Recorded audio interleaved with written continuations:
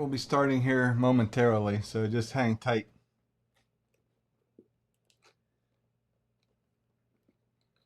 Starting right at 7 o'clock. So a little less than 4 minutes.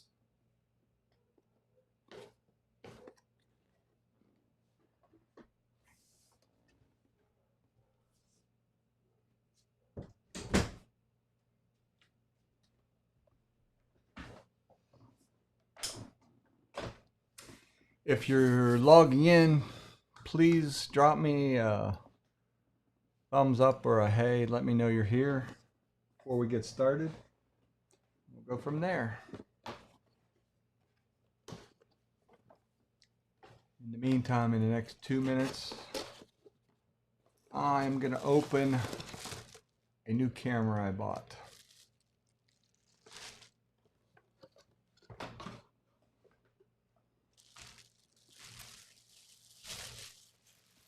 See all these videos online, all these unboxing. Well, mine's pretty cheesy, but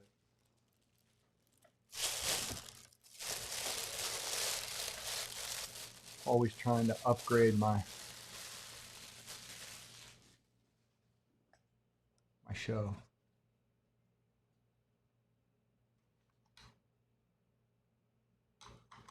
This is the new, not new. I guess it's not new. It's not a new camera. M50. New to me.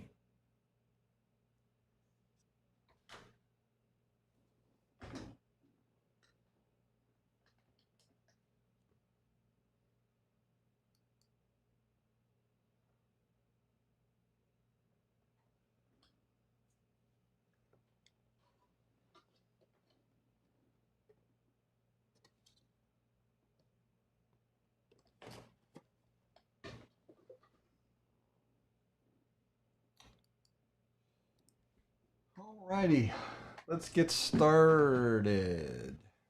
Get this out of the way. Welcome everyone. I want to remind everybody I do this show every Tuesday and Thursday at 7 o'clock. I try to do it live. Every so often I pre-record it or I record earlier or I do it live earlier depending on what I've got going on.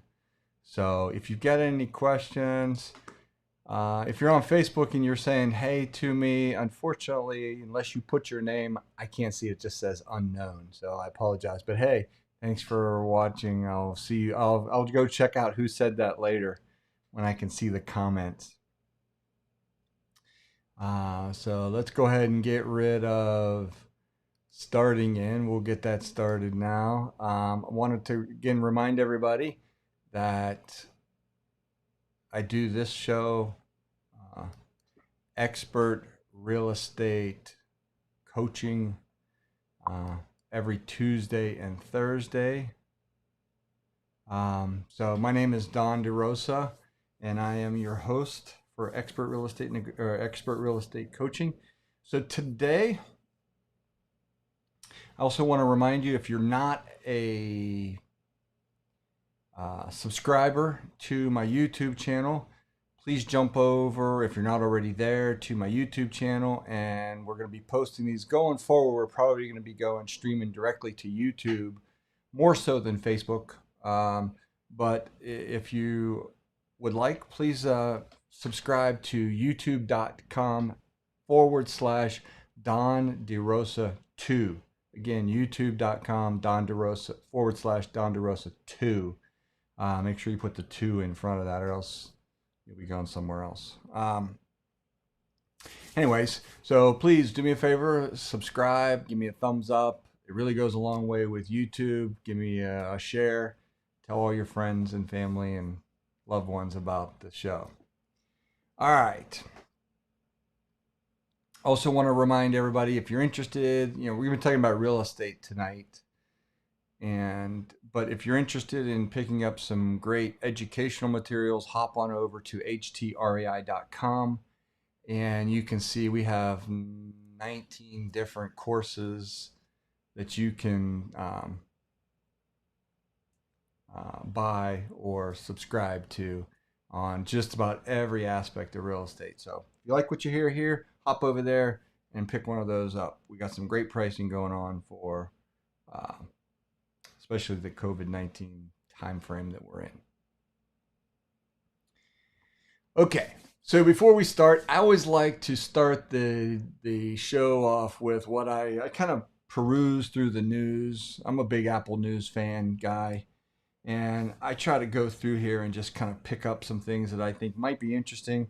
I don't really spend a lot of time with this. I just want to keep people abreast.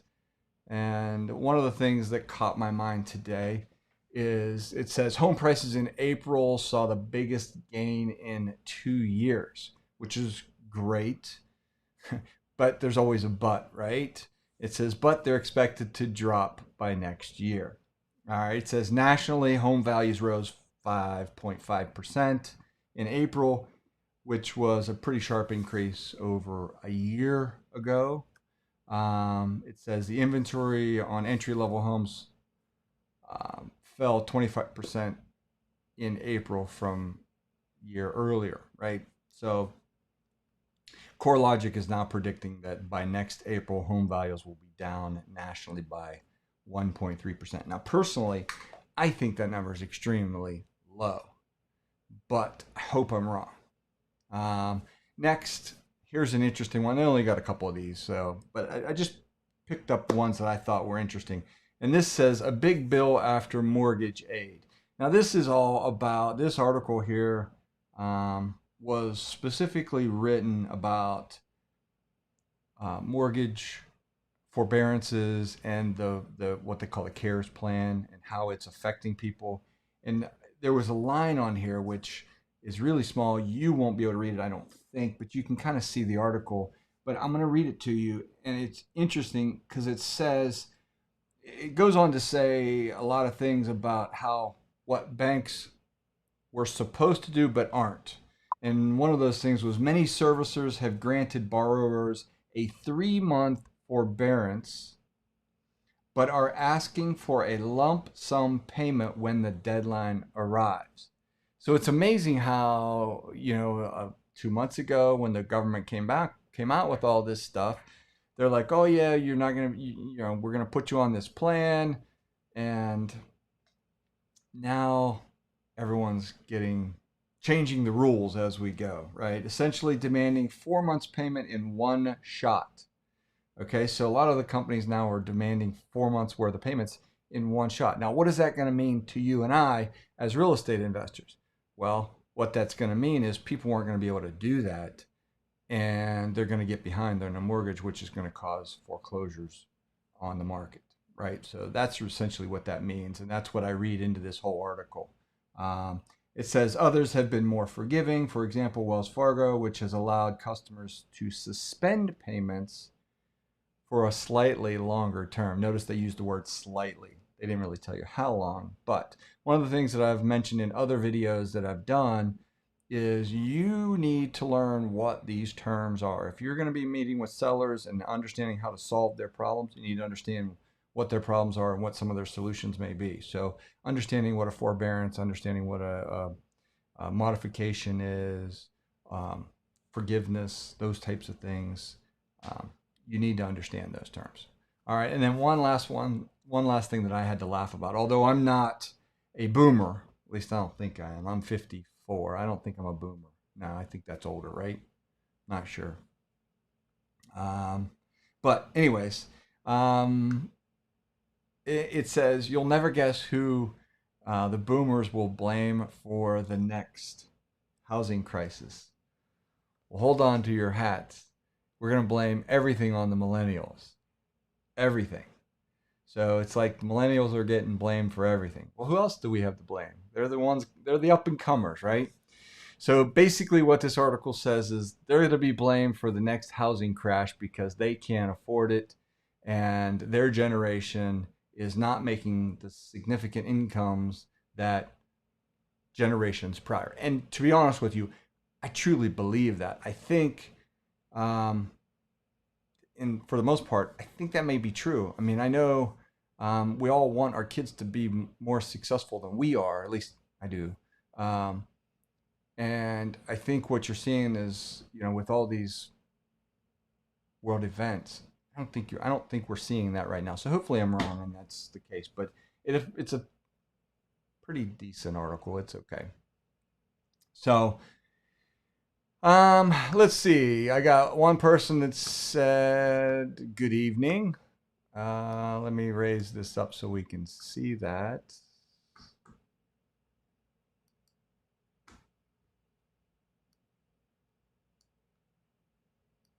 Can't see the.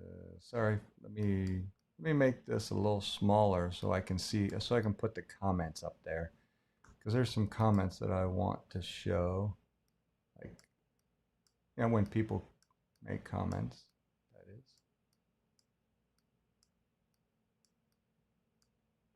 Okay, hold that thought.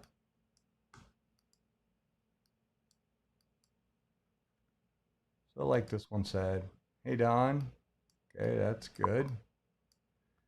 And someone else said, hey Don. Another one said, evening Don, that's good. Well, good evening everyone, welcome. Thank you for joining in, stopping by. I really appreciate it. But anyways, let's keep going. So tonight, I really wanted to talk about a dream team. I do a weekly coaching session every Wednesday. We call it our Property Protege, or we call it PPG for short. And it stands for Property Protege. We spend a whole year with folks, coaching them hand in hand. Very successful program. And I do a lot of one-on-one coaching for folks. And almost always, and I never really think about it because I'm so involved, I'm so entrenched in the day-to-day stuff, and I've been in this business too long. I've been in this business over 20 some years, and I tend to not see the forest for the trees. And one of the things that almost daily I get phone calls, and I just automatically assume that people should know this. And it kind of struck me today. I was out with family on the lake today, and I was just sitting here thinking, okay, what can I talk about in upcoming shows? And this kind of hit me. I was on the phone with a student, and he's like, well, who should I have on my team? Well, that was the third call I got this week for who should I have on my team. So I figured, you know what? Let's talk about that tonight. So, real estate dream team. Who should be? Now, keep one thing in mind when you're doing this. When you're putting together this team, it does not have to happen overnight. You don't have to go out and go, okay, I want this whole team put together, and you shouldn't have to put this whole team together before you get started. Let's get it very clear right now. Your main objective as a real estate investor should be for you to, I tell people all the time, I don't really like to classify my style of real estate and what I teach as real estate investing. Even though I'm classified as a real estate investor, I don't really like to look at myself as a real estate investor. That's a title that really means nothing to most people, right? But for me, what it means is I look at us as problem solvers more than anything. And when you as the student, or you as someone interested in real estate and being the creative side that we are, where we're buying properties, no money down, owner financing, things like that, we're really out to solve people's problems, right? And in order to solve problems, I always say this, you first have to understand what the problem is. And in order to understand what the problem is, you have to ask questions. So you have to ask the right questions. So once we start asking the right questions, we become a problem solver.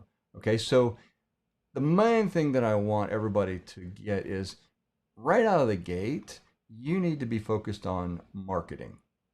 So, dream team aside for a second, focus your efforts on marketing, because if you don't get people to raise their hand saying, hey, I want to sell you my house, you got nothing. You could be the best investor, have the best strategies, have best everything, all the money in the world, but if you can't get them to raise their hand and say, hey, I'm interested in selling you my house, guess what? What do you got? You got nothing. So first and foremost, you need to be focused on marketing, getting your phone to ring. right? We use a lot of times, we use terms like guerrilla marketing. And that's basically, it's like guerrilla warfare, but only in the marketing side. You're basically spending, you're doing it the cheap, most effective way that you can without having to go spend, millions of dollars like some of these large companies do in billboards and radio, TV. You don't need any of that, right, to be successful. So first and foremost, make sure you're marketing, make sure you're getting good at that. Then as you go along, I want you to start building your dream team. And I'm going to go down through each one of these, and we're going to spend a little bit of time and next 10 or 15 minutes on this. And then we're going to wrap up. If you have any questions, by all means, ask in the chat, ask in the comment section, and I'll be happy to answer. So it gets asked to me every single time, realtor. And they say, since people tend to think that an investor and a realtor are on opposite sides of the fence, right? And that's not true. Everybody needs to have a good realtor on their team, right? In any market, every market, you need a good, I say great realtor. Now, let me say this, and I hope I don't upset a few realtors, but not all realtors are created equal. I just want you to know that. Not all realtors are going to work, not all realtors know how to work with investors. And that's unfortunate because investors can provide a stable income for a realtor if they know how to work with the investor. Now here, let me give you a question. Let me give you a point on that. Most agents, well, let me start with here. Most investors we invest in ugly houses, right? I mean, that's, you buy low, you sell high. You buy low, fix it up and sell it high, and that's how you make a small fortune, right? Well, most agents don't typically like to delve into the ugly house market because the margins for them, because they're thinking short term, they're thinking small, they're thinking 3%, 3% commission, because that's what's on most agents' minds, right? And if you're an agent and you're listening to this, let me give you a secret on how to work with investors. And that is simply forget about the 3%. Okay? If you're finding properties for someone and you want it to be worth your while, stick a fee on it more than 3%. I have my agents will say, hey, I need, if you want me to go find you houses, 3% might only be $800 depending on the value of the home, or $1,000. Well, guess what? My agents don't say that. They don't go, oh, I'm not interested. They say, look, I need a commission of $5,000. They tell me that I want a commission of a flat fee. And if they find me a good deal, is it worth my while to pay them $5,000 flat fee commission? Heck yeah. So if you don't want to be in that realm of ugly houses, fine, I get that. But if you're not doing it because your 3% isn't worth your time, then don't charge 3%, charge a flat fee. Good realtors will work with investors, be able to find, my agents work with me. I mean, think about it. I have one agent that sells every one of my houses. And we have houses, it's a built-in income for him. He knows what we like, he knows how to price them. He gives us a little discount, but that's because of volume. Okay?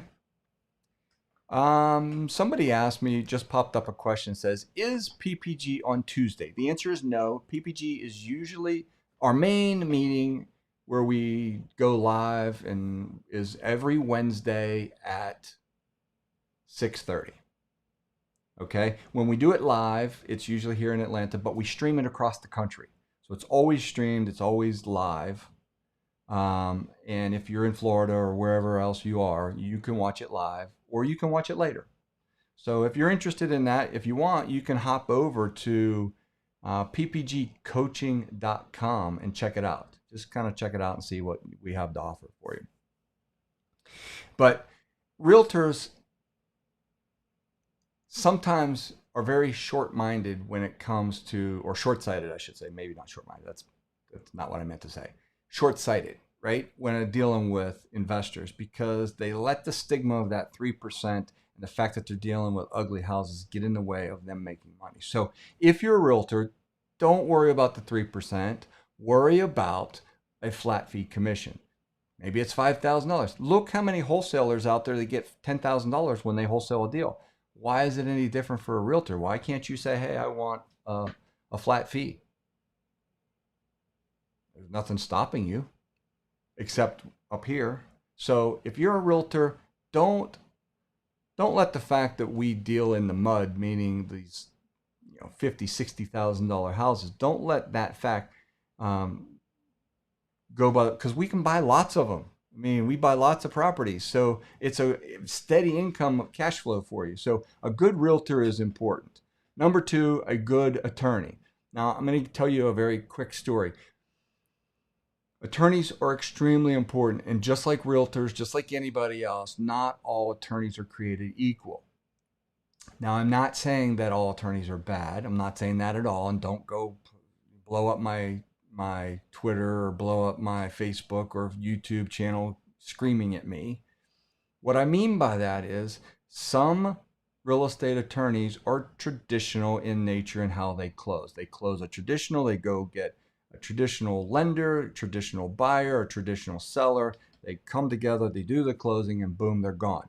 The attorney that you want as a creative real estate investor is someone who understands creative financing. And not all attorneys know how, and not all attorneys are willing to do that.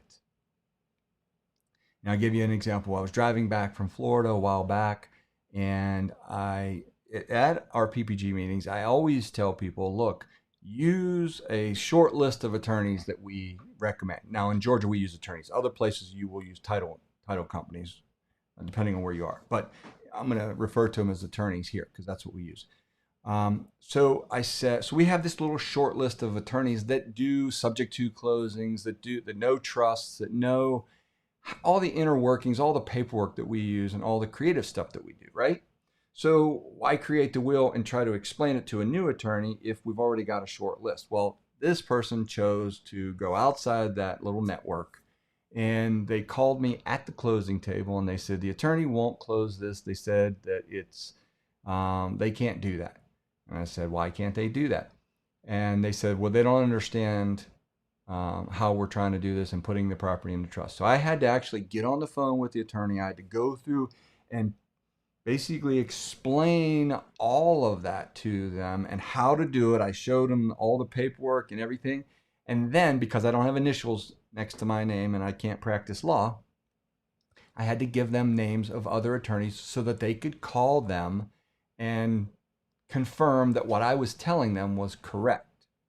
And sure enough, they called a few people that they had also had common, acquaintances with, called them, and the attorneys that I recommended said, yes, he is correct. So then they ended up closing the deal. So my point in all of that is when you pick an attorney, okay,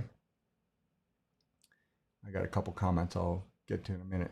When you pick an attorney, just make sure, or title company, just make sure that title company knows how to do subject to closings, knows how to do double closings if they'll do them, knows how to do trusts, all the creative stuff that we do. And if you ask them those questions and they don't, then use a different attorney or title company.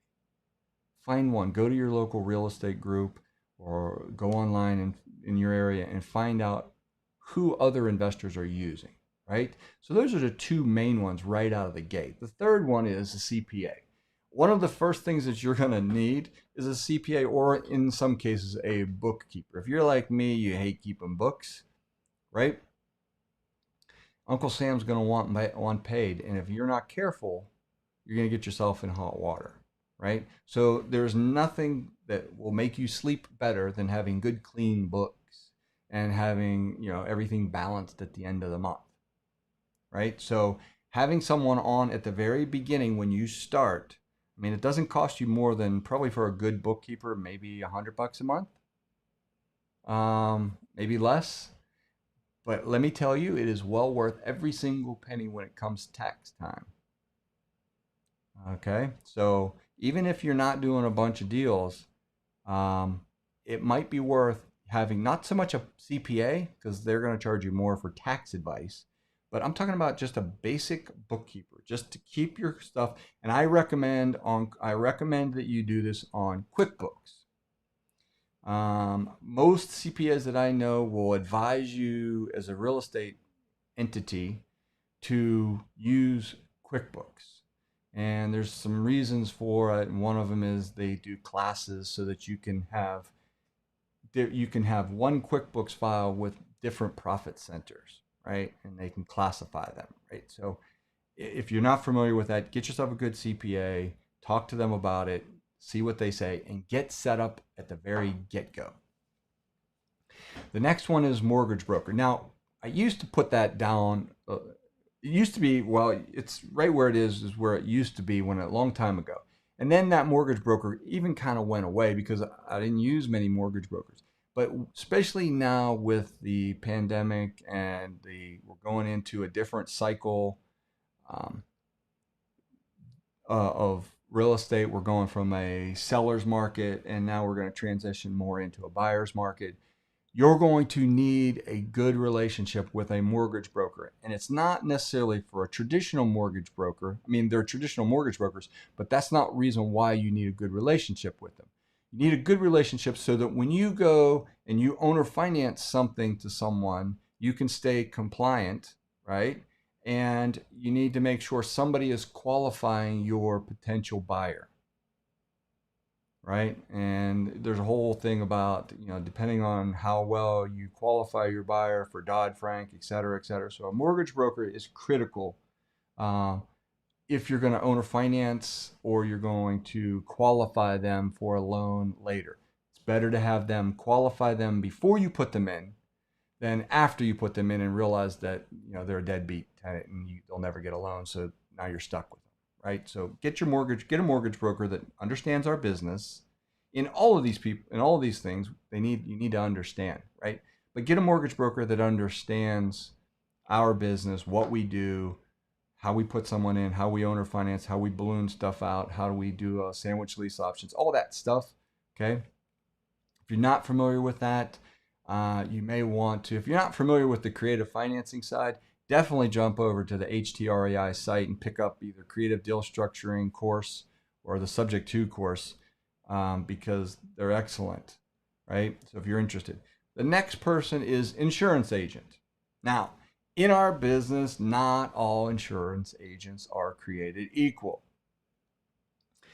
You can get your standard State Farm, Allstate agent to give you, if you're a traditional type buyer, just get a traditional type agent. But when you start getting into putting properties into a trust, doing a subject to, doing a wraparound mortgage, and getting more of these, what I would call convoluted type creative deals, you're going to need an agent that understands our business. And there are a few out there now that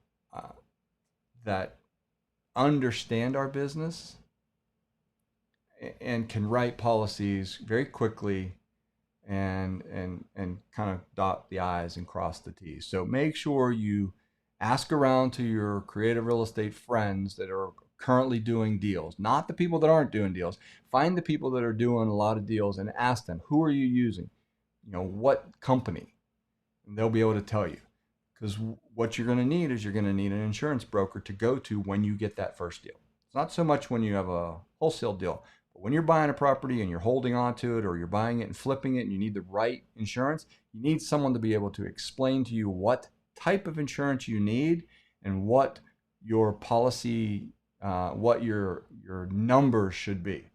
The last thing you want to do is underinsure a property or overinsure a property because you're either paying too much or not paying enough. And then if there's a catastrophic event, guess what?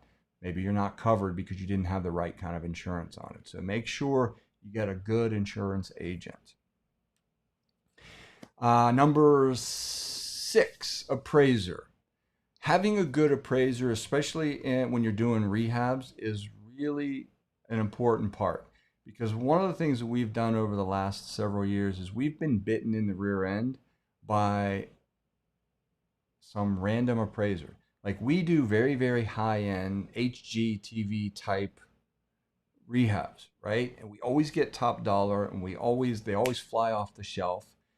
And we very rarely do we ever worry about appraisals coming in low because of the type of rehabs. And here's a tip for you.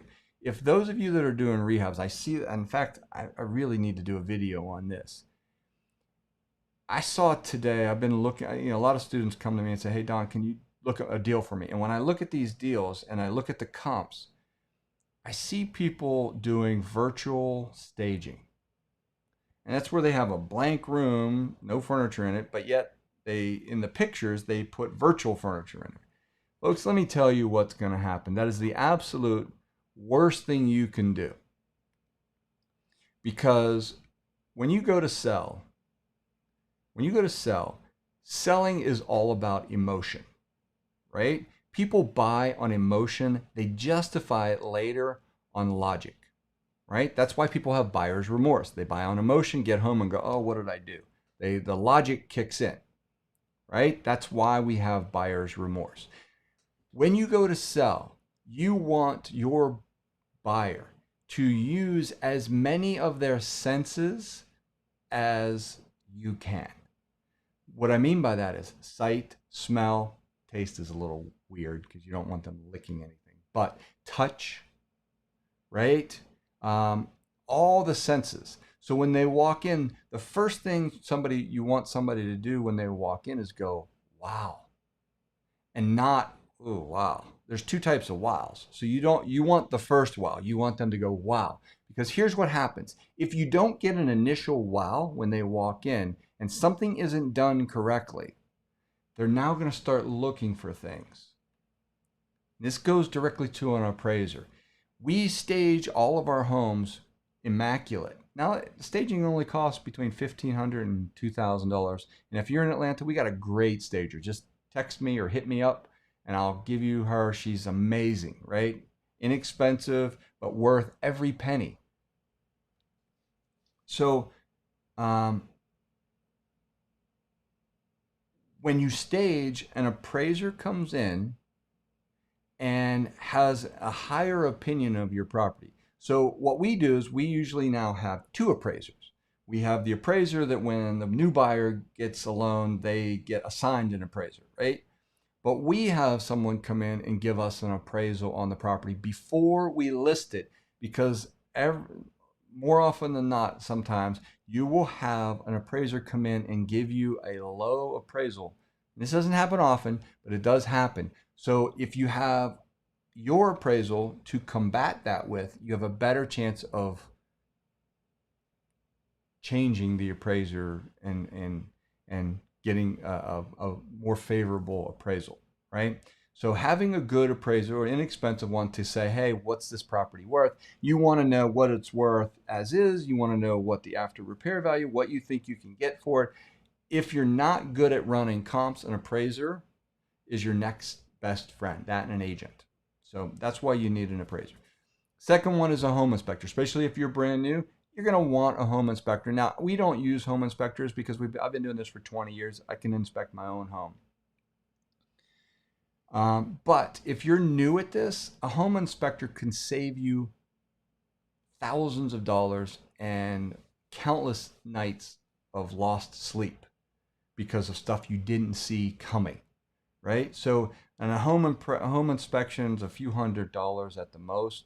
Now, you're not going to want to get a home inspector for everything you look at, but once you put it under contract and once you think this is it, this is the one I want, then it might be to your benefit to have an inspector go in and look at it and make sure that your numbers that you thought were there are correct. And maybe that inspector might be able to pinpoint something that you didn't see. Maybe they see some mold, see some rot, see a bad roof, or a water line that's busted that you didn't see, right? So they might be able to pick up on that. So home inspectors become critical. The next one is a contractor. And again, I'm going to go back and say from the very beginning what I said was, You don't have to get all these people at one time. So don't think you have to have all these people lined up before you move forward. Doesn't have to work that way. You can find these people as you go. And the best way to find some of these people is to talk to the people that are in this business, that are doing this business. Not people that are pretending to do this business, but people that are actually doing this business, right? So contractors. This is like a unicorn, right? Contractors are like unicorns. Sometimes they can be mythical creatures, right? You've got good contractors and not so good contractors, right? And a good contractor today could be a not so good contractor tomorrow. So contractors can be difficult. That's the way I will say. But a good contractor is worth twice his weight in gold, because someone that you can trust, someone that does good work. Now, we always say, you're going to get, there's three things you can get: price, speed, and quality out of a contractor, but you're only going to get 2 out of 3. So if you get a contractor that gives you speed and quality, guess what? You're not getting a good price. If you got a good price and speed, maybe their quality sucks. So be prepared to get 2 out of the 3. But a good contractor, someone that you trust, someone that will show up every day. How do you get those? I'll do another video on how to deal with contractors. But basically, get referrals, go look at their job site, interview them, interview people they've done business with, see pictures before and after, talk to previous clients, check Better Business Bureau. So those are some of the things to make sure there's no complaints against them. So check all those things. The next one, I'm going to go through a few of these. Electrician and plumber. We're going to lump those two together. These are your system people, right? And I think there's painter and roofer, and actually, let me go back here a second. I thought there was an HVAC guy in there. So let's talk about an electrician for a second. Electrician. You need several electricians referrals, because you never know if you're going to need somebody. This one guy that you have may not be available. So you need several electricians in your stable. And I highly recommend that you you ask referrals. Now, 2 types of electricians out there. And this is depending on what job you're doing, you're going to need someone that does one little job. Replace this light fixture, or do this, whatever. And then you're going to I need an electrician to do all of my electrical work for my entire project. Now, if you're fortunate enough, you might be able to find an electrician that you can hire for the day, and you pay them for the entire day, right? Which is much cheaper than paying them by the job. So if you can find an electrician that you can give them several days, a week's worth of work, and you can pay them by the day as opposed to by the job, it might be cheaper for you. But you're going to need an electrician, someone that's good, someone that's licensed. Same thing with a plumber. Someone that's good, someone that's licensed, someone that's reputable. Okay, on those 2 things, you need to make sure they're licensed, because they're going to have to pull permits for you. Painter. And some of you may think painters are, I can paint. No, you can't. I mean, you might be able to, but painters, there's an art to being a painter. A good painter can paint a room very quickly, cut it in, and get it done quickly with minimal mess, and it looks great. And let me give you a story. Not all painters are created equal. I had a coaching student that we were doing a deal together, and I've known my painter for 25 years, right? I've used him on almost all my jobs. He came in, gave us a quote. I'm going to say he gave us a quote of $2,200 to paint this house. My student found a new person to paint this house for $200 cheaper, right? But they weren't they said they were painters. And then they said they would beat that price, and they beat it by $200 or $250 or whatever the price was. Well, that student came to me and said, I really want to use this. I want to save the money. Okay, I don't recommend that because I know this person. I know what kind of job. I can leave them. I don't have to worry about them. I can come back and it'll be done, right? But nope, they didn't listen. I walked in. Now, mind you, we painted the house. The color we picked was like a baby's breath. I think we called it accessible beige, but it's a baby's breath. It's like a really, really light tan, something like that, right? I walked in and I looked up and he's painting the ceiling with this semi-gloss tan paint. He painted everything the same color. The trim, the baseboards, the window sills, the ceiling, the walls. I was like, all right, stop. You're fired. Get out. Right? So that one thing now cost us, I had to have my painter come in because, I mean, just in case you don't know this, unless there's a reason for this, paint your ceilings a flat white, not a color, unless it's a transitional ceiling and that is appropriate, right? And that's in rare cases though. Most people paint their ceilings a flat white. It gives you a much higher lift. It makes the room seem bigger, and it doesn't close in the room, right? Anyways, that one little experience cost us almost triple because now we had to fix the ceilings because now you can't put, it's hard to put flat over semi-gloss, and it just was a mess. So a good painter is worth their weight in gold. Next one, roofer. Now here's the thing. You won't need a roofer all the time. In fact, I've probably only put a handful of roofs on in my 20 some years. Maybe 2 dozen roofs in my 20 some years. But a good roofer that's reasonable, you got to keep your ear to the ground for a good roofer that knows what they're doing and can get it done relatively inexpensive, but thoroughly, right? So as you move down, you won't need these people. Now, handyman, you will need a handyman. You will need somebody that can go in and put up a light fixture. You need someone to go in and fix this little thing, fix an outlet, fix this, fix that. Little handyman stuff. So keep your eyes and ears open for that little handyman person, right? Because you don't want to call a general contractor for handyman stuff. They're going to charge you twice, right? So you want to keep those minimal things to a handyman type of person. And then I think this is the last one, property manager. Now this only applies if you want rentals, right?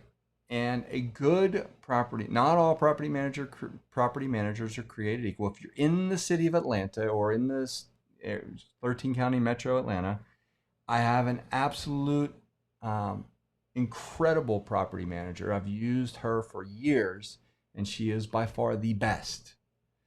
I've had property managers in the past that have absolutely been horrible and shouldn't ever be in this business ever again, right? So good property managers are worth their weight in gold. If you're in this business and you're brand new, you should understand you're going to pay between 8 and 10% of the monthly rent to them as a fee.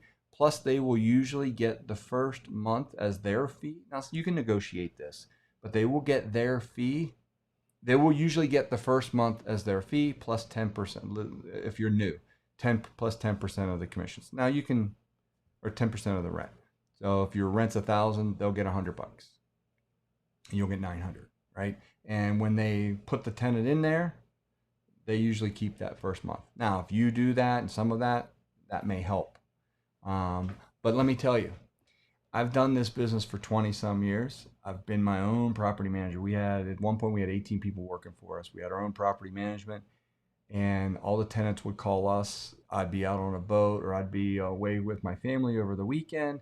And my phone, it just seemed like my phone, at the most inopportune moment, I would get a phone call from somebody that says, hey, I need my light. My light just burned out. I need somebody to come fix it. Then I'd have to get on the phone, or they would stuff something down the toilet and the toilet would clog. Okay? If you're one of these people that don't like tenants and toilets, meaning you don't like the maintenance of it and being a landlord, get yourself a property manager, a good one, okay? Because I haven't talked to a tenant I can't tell you the last time I talked to one of my tenants. My property manager talks to all my tenants. It's a buffer. It's just like a real estate agent involved in a transaction. It's a buffer between us. And I, as long as it's under a certain dollar amount, don't even call me, just fix it. And I have been the happiest camper in the world. So if you're in Atlanta or in the 13 metro Atlanta area, you need a good property manager, you reach out to me, you contact me, and I promise you, you will not be unhappy with her, right? So let's see. So that's pretty much your dream team. I don't know if you can think of any more people that you might want to have on your dream team. The only person I could think of is maybe a coach, someone like myself to bounce ideas off of, run numbers by. I mean, that's probably one that I would, if you're new and you want to get into, especially not so much maybe on wholesaling, because you can't make a whole lot of mistakes there unless you put earnest money, non-refundable earnest money down. Then you can make some mistakes there, but you'll only make that mistake once, maybe twice, right, before you learn. But where I'm talking about is in the rehab retail market.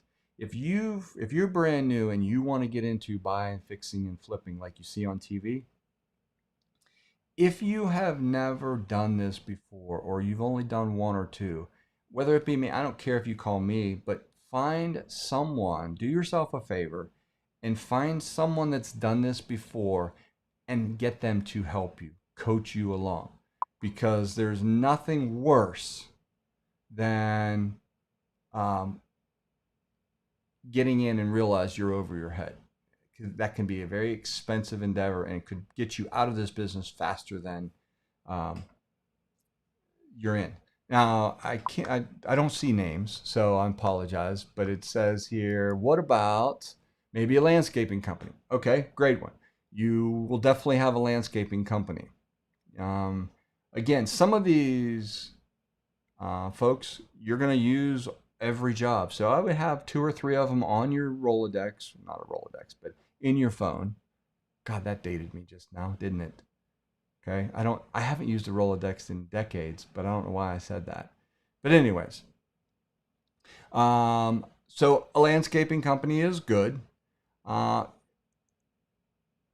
Okay, so somebody asked me, who is the property manager you mentioned?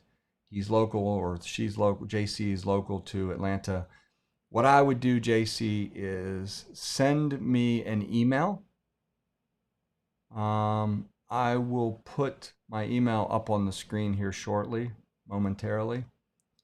And you can send me an email and I'll give you her name. I don't want to put it across this video. I don't know. I haven't talked to her, so maybe she doesn't want me to do that. But she is outstanding. So I got one more other question here. It says, is marketing your foremost... Okay, let's see if I can put that up there. Whoops, let me move me up. Is marketing your foremost across the board? I'm asking because I never found a shortage of deals, but encounter capital shortage so often.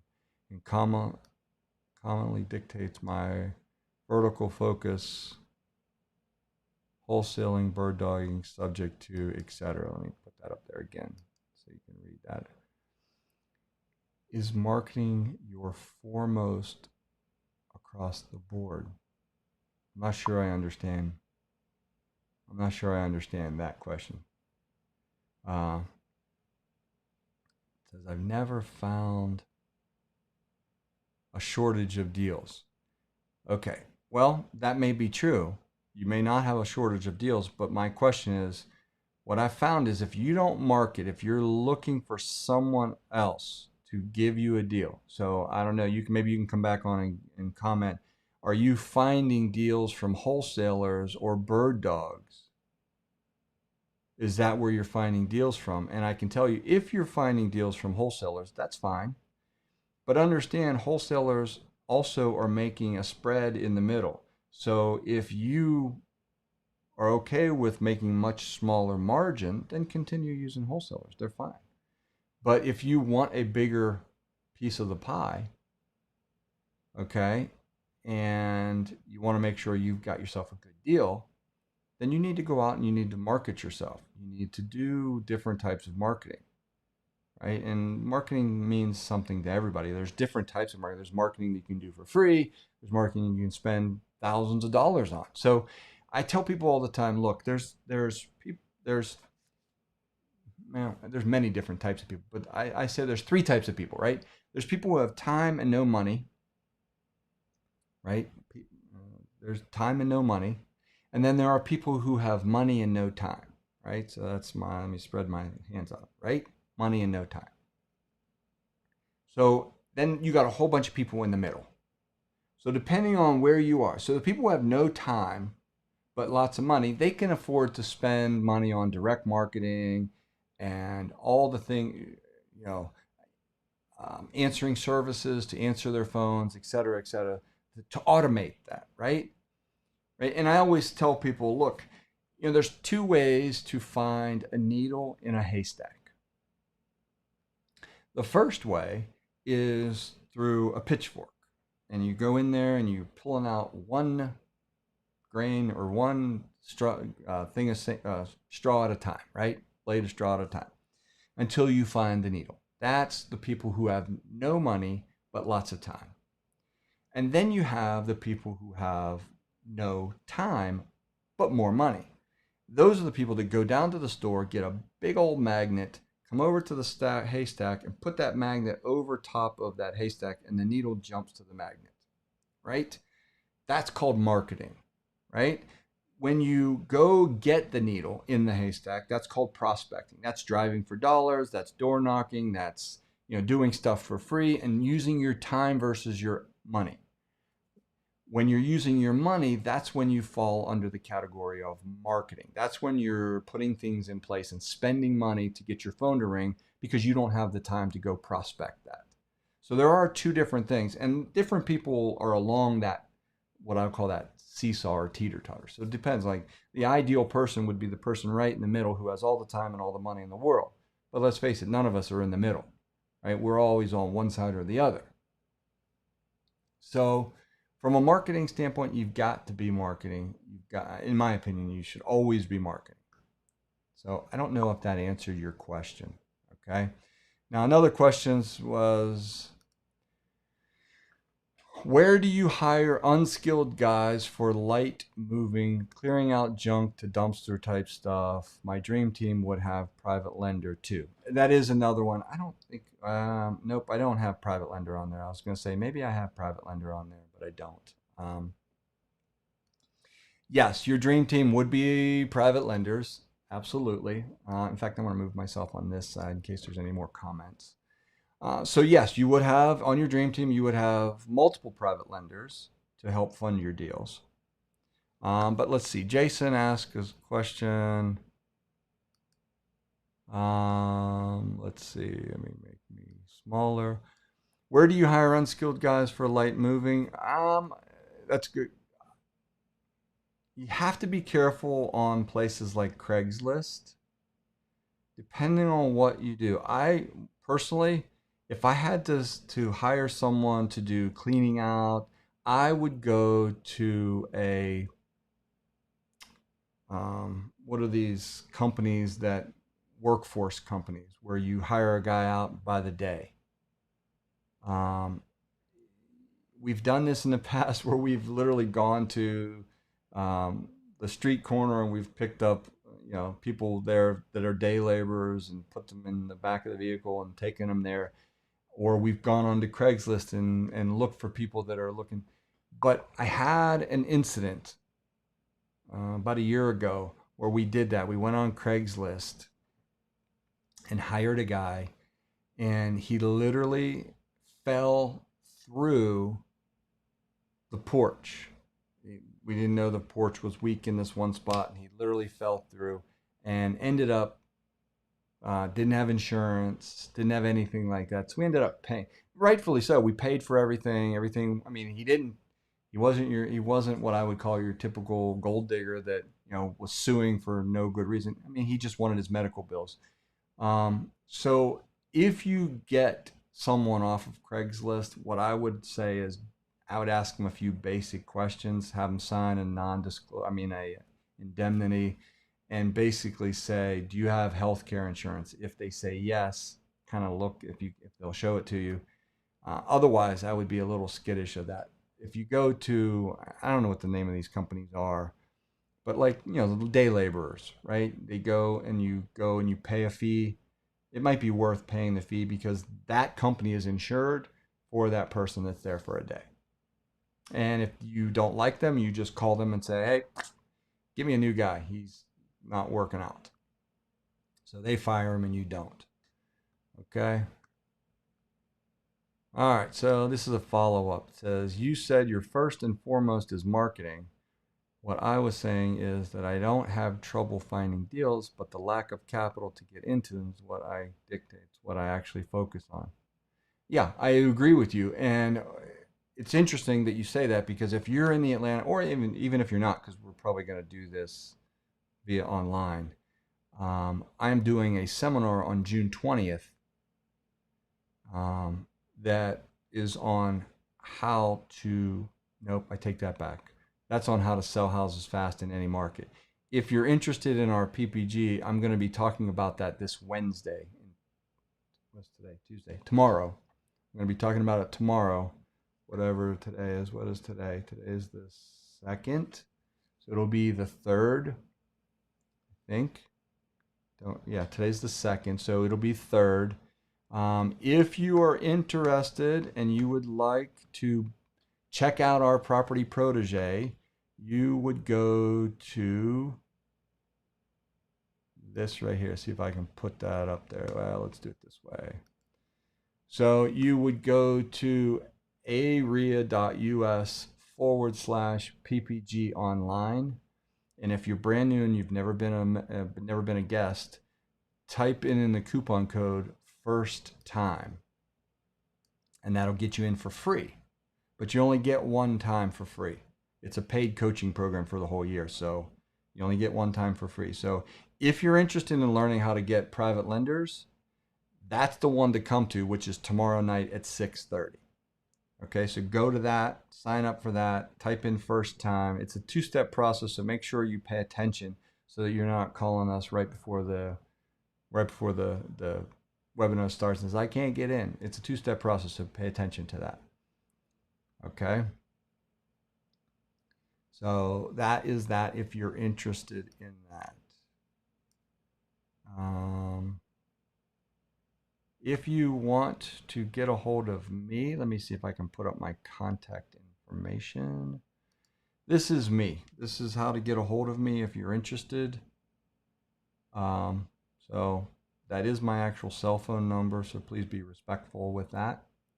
And I do answer my phone. If you're not in my phone, you may go to my voicemail, but just text me. Now, somebody put in here, I find them at Home Depot. That's what I was talking about. I go to the street corner or go to Home Depot, and you'll find a lot of people there waiting for day laborers. The problem with that is no insurance. Some of them may even be undocumented. So you may be fine with that. That's okay.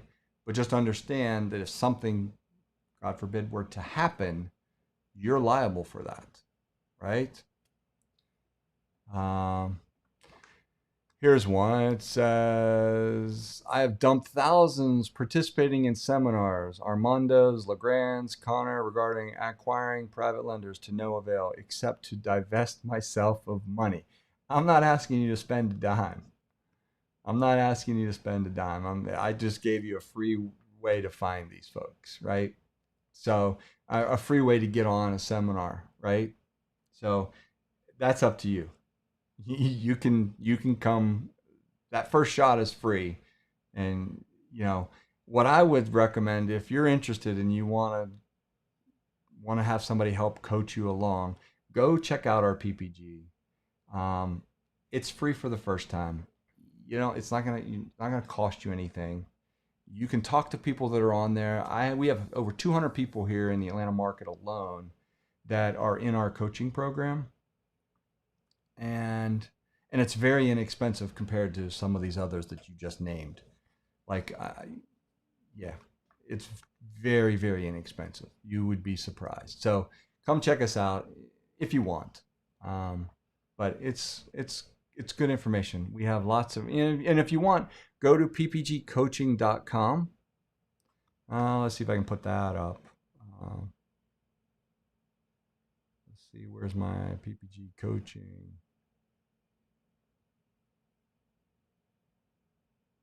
Website. I don't have it in here, but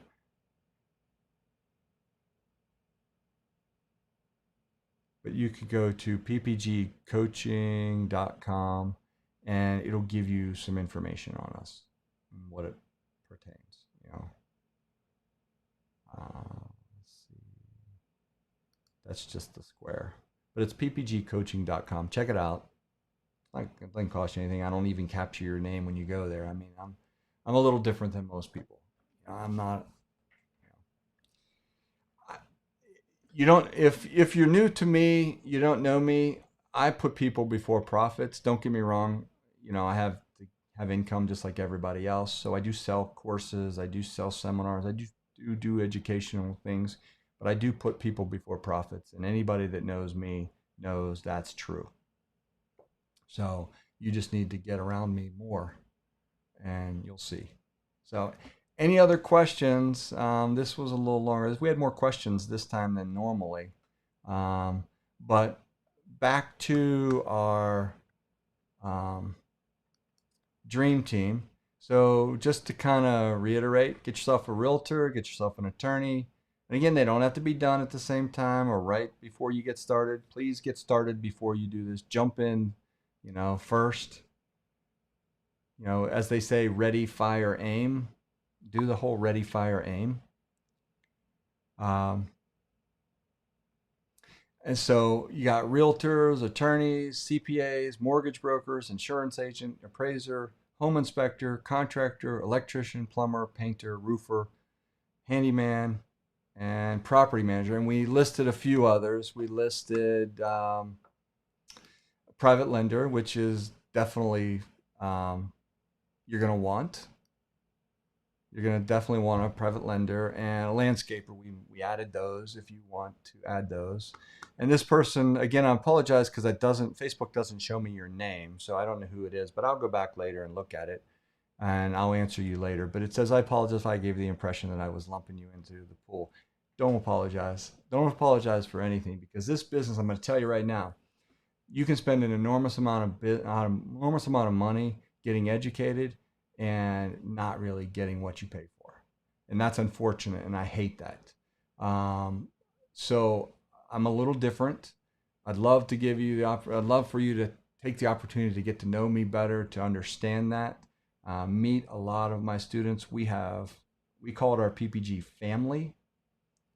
And we call that for a reason because we do a lot of stuff. So if you're in the Atlanta market or surrounding states, it's a great program. So come check us out. Any other questions? Happy to answer. If not, I'm going to bid you adieu. I'm going to go get myself something to eat after a long day on the water. But I want to say to everybody, oh, by the way, if you haven't already, I might as well kind of reiterate this. If you haven't already, make sure, let me move me over here and block that. If you haven't already signed up, please do me a favor and jump over to the YouTube channel at youtube.com/DonDeRosa2. If you want to put that in your URL, youtube.com/DonDeRosa2. Please subscribe, give me a thumbs up, share, tell your friends, tell your family. I would appreciate it. All right. My goal is to try to get to 1,000 by the end of June, 1,000 subscribers by the end of June, so that I can stream. YouTube makes me hit 1,000 before I can stream live with my phone. So, all right. So Jason's a PPG member.